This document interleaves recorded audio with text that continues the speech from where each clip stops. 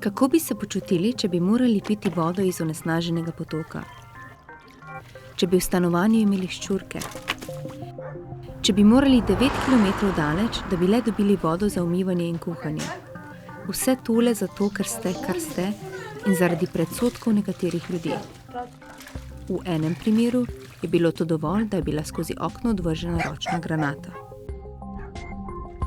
In če bi se vse to dogajalo v Evropi, v najbogatejši od novih članic Evropske unije, Sloveniji, to se dogaja Romom. V nekaterih državah jih imenujejo popotniki, v drugih cigani. Se trudim na vsake načine. Na občini pisala sem na razne in ministrim, praktično vsem odpirala sem veliko vrat, tudi na leasing, ki bi lahko dobila. Pripravljena sem bila storiti vse, da bi otroke svoje rešila odtlele. Je zelo težko. Lili in Milan s svojima 2 otrokoma živita v romskem naselju, ki ga je v 70 letih prejšnjega stoletja postavila občina. Zdaj jim grozi selitev, saj na tem območju načrtujejo gradnjo poslovnih objektov, Romi pa bi se zato morali preseliti. In nas je strah, skrbimo za to, kaj se bo z nami zgodilo. Pravijo, da smo že prodani te zemlje, da je bo tlele obrtna cona, industrijska, a ne vemo, kam bomo mi šli. Ne vemo, kje smo, če sploh tlele živimo, ker nas do sedaj so govorili, da nismo Romi tlele in da mi tlele ne živimo, da ne obstajamo. Ne obstajajo ljudi, vse skupno v 2 naselje 370 okrog, a narod jih ne vidi. Kje je tlele logika?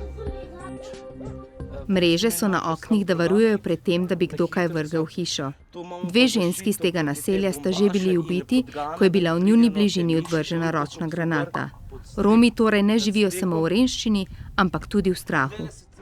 Zato smo tlele večinoma moški pokonci po noči in čuvamo to naselje, kakor pač lahko, ko smo v strahu. Tudi otroci se že bojijo.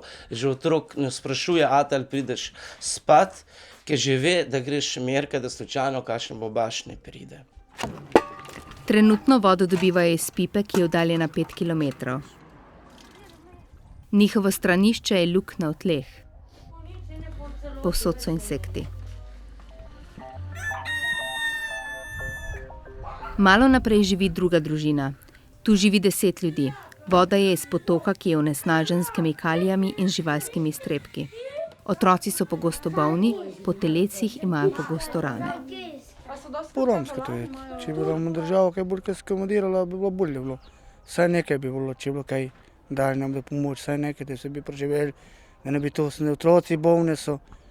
Zdravniki morajo razmirati, da dobijo take bolezni, da je katastrofa o temu. In ni že živeti preveč, ni, to je si, a nisi to je tako, kot da bi rekel človek, dan 7 dan pa nisi, veš, kaj to. Vse piješ, se vidiš, kako to piješ, v te vodi, vse teče, čez bilo kaj kamor, če se odmeče, i plastiki, i kiselini, in olja, i kalavnice tam, čez kocijanske teče, vse boga, in gnojice tečejo. To pa piješ, pa je pa to zašane, pa si pa bolezni, pa dobiš, pa Romi umirajo za to, tuk cajta, ne, par let živi, gotovo. 60 km stran je Ljubljana, slovenska prestolnica.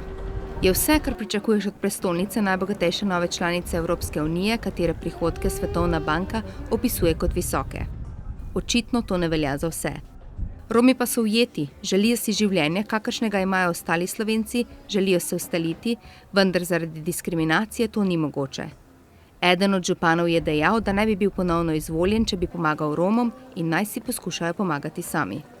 Ja, preselili bi se, jaz sem iskal stanovanje tukaj v Ribenci, v Kočeje, pač kjerkoli pokličem, dokjer nas ta sveda oseba ne vidi, da smo kukar vedel, da smo Romi, je pač to nemogoče. Je seveda, da imamo težave, ker smo Romi, nimamo tisto, kako bi rekel, eno dostojanstvo nimajo ljudi do nas. Pač kjerkoli pridemo na gluha ušesa. Noben nas noče niti poslušati, niti pogovarjati se z nami in to prav čutiš, pač, da se točno ve, zakaj ne. Zato Danilo in njegova družina še naprej živijo v hiši brez tekoče vode. Elektriko imajo le, kadar si lahko privoščijo nafto za agregat.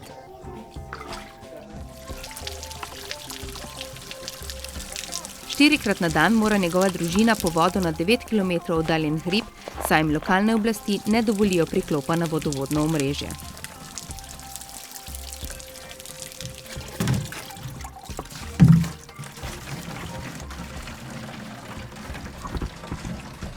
Za večino Romov je edina možnost v bistvu življenje v romskem naselju. Slišali smo za veliko primerov, ko so Romi želeli kupiti ali najeti oziroma se preseliti kam izven romskega naselja, pa so jim to preprečili ali lokalne oblasti ali posamezniki, ki v bistvu niso želeli, da živijo v njihovi bližini. V tem primeru pač Romi ostajajo, kjer so in dokler država ne naredi nekaj, da jim pomaga iz te situacije, recimo izboljša bivanjske razmere, bodo še vedno živeli v teh slabih bivanjskih pogojih in v bistvu prostorsko ločeni in izolirani od ostalega prebivalstva. Diskriminacija v nekaterih primerih Romom prepreči dostop do vode in elektrike, v nekaterih primerih otrokom onemogoči izobrazbo, ki je njihova pravica, ko odrastejo, pa jim diskriminacija onemogoči zaposlovanje, ki bi jim pomagalo pri izhodu iz začaranega kroga revščine. Diskriminacijo moramo ustaviti.